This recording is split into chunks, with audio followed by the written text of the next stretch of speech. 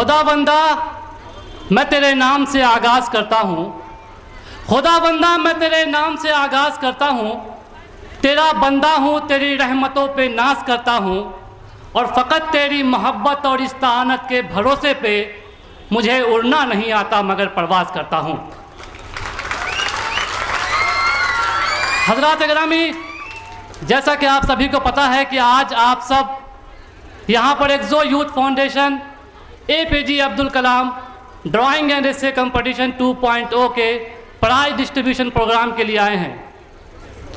बहुत सारे लोग अभी भी हमसे पूछ रहे हैं कि ये एक्सो यूथ फाउंडेशन है क्या। आज सुबह हमसे एक साहब कह रहे थे कि क्या ये कोचिंग है क्या। तो मैं ये कहना चाहता हूँ कि ये एक्सो यूथ का जो फाउंडेशन है, ये एक्सो यूथ का जो फाउंडेशन है, एजुकेशन का करता सर्कुलेशन है। ये एक्सो यूथ का जो फाउंडेशन है, एजुकेशन का करता सर्कुलेशन है। फ़कत तालीम ही है मकसद इसका, न किसी से कोई कंपटीशन है। जैसा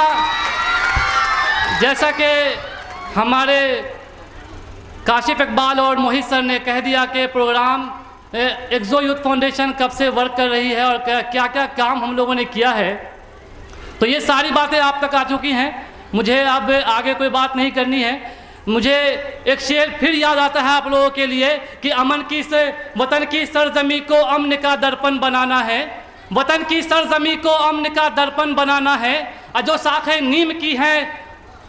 नीम की हैं अब उसे चंदन बनाना है। और हमें जल्दी निकालो मंदिरों मस्जिद के झगड़ों से, हमें बच्चों के मुस्तकबिल को भी रोशन बनाना है, हमें बच्चों के मुस्तकबिल को भी रोशन बनाना है। और प्रोग्राम को आगे बढ़ाते हुए ये मैं कहने की कोशिश कर रहा हूँ कि हमारे बीच ऐसे ऐसे गार्जियन हजरात मौजूद हैं जिनका सपोर्ट और जिनका साथ स्टार्टिंग से हम लोगों के साथ रहा, उसकी वजह से ही फाउंडेशन आज यहाँ तक पहुँच पाया है। वरना हम नौजवान जब भी कोई काम करने के लिए अपने मोहल्ले में, अपने गांव में, अपने शहर में खड़े होते हैं तो कुछ ऐसे लोग भी हमारे बीच होते हैं जो हमें डिमोटिवेट करते हैं।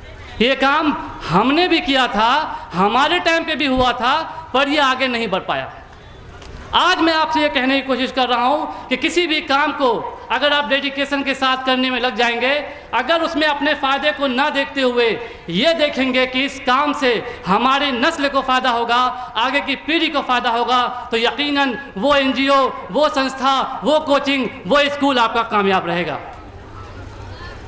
हजरात, मैं ये कहने की कोशिश कर रहा हूँ कि एक्सो यूथ फाउंडेशन अब रजिस्टर हो चुका है और रजिस्ट्रेशन के बाद हम लोग आगे अपने मिशन की तरफ बढ़ गए हैं। उस मिशन में जो सबसे पहला मिशन है वो ये है कि एक्सो यूथ फाउंडेशन इस साल जुलाई के अंदर क्लास 10th के लिए एक टेस्ट ऑर्गेनाइज करेगी।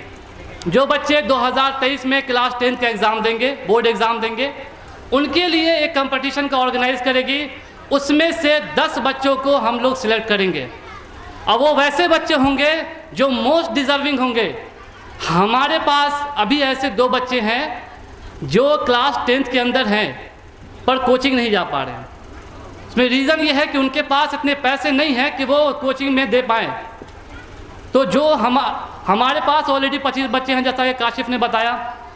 अब जो ये 10th की बातें हैं, ये जुलाई में एग्ज़ाम होना है इसका, उसमें से 10 बच्चों को सिलेक्ट करके उन बच्चों का हॉस्टल भी हम लोग प्रोवाइड करेंगे, उनके खाने का, उनके रहने का, उनका कॉपी कलम सब हम देखेंगे। अगले 6 महीने तक, जब तक उनका एग्ज़ामिनेशन ना हो जाए, वो बच्चे हमारे पास रहेंगे। तो आप सभी हजरात से गुजारिश है कि ये बात सुन लें और आप हमें सपोर्ट करें ताकि हम ये काम को अंजाम दे सकें। वो कहते हैं कि अपना गम लेके कहीं और न जाया जाए, अपना गम लेके कहीं और न जाया जाए, घर में बिखरी हुई चीज़ों को सजाया जाए। और घर से मस्जिद है बहुत दूर, चलो कुछ यूँ कर लें, किसी रोते हुए बच्चे को हंसाया जाए।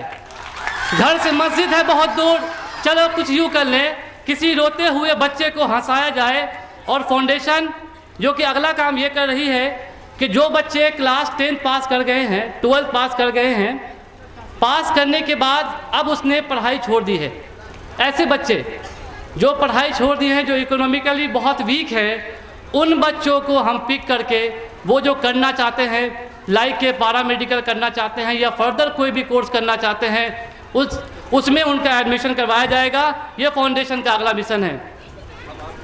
प्रोग्राम को आगे बढ़ाते हुए मैं आप लोगों से कहूँगा कि हमारे आज के गेस्ट उमर खान सर यहाँ पर आ गए हैं, जोरदार तालियों से उनका इस्तकबाल करें।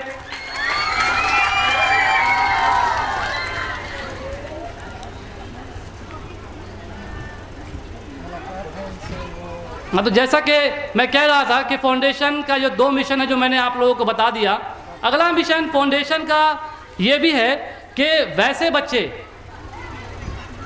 जो बिल्कुल भी नहीं पढ़ रहे हैं, कल ही हमारे यहाँ जब प्रोग्राम होना था तो हमारे यहाँ लेबर की ज़रूरत पड़ी कि इस बाड़ी को साफ़ करवाया जाएगा।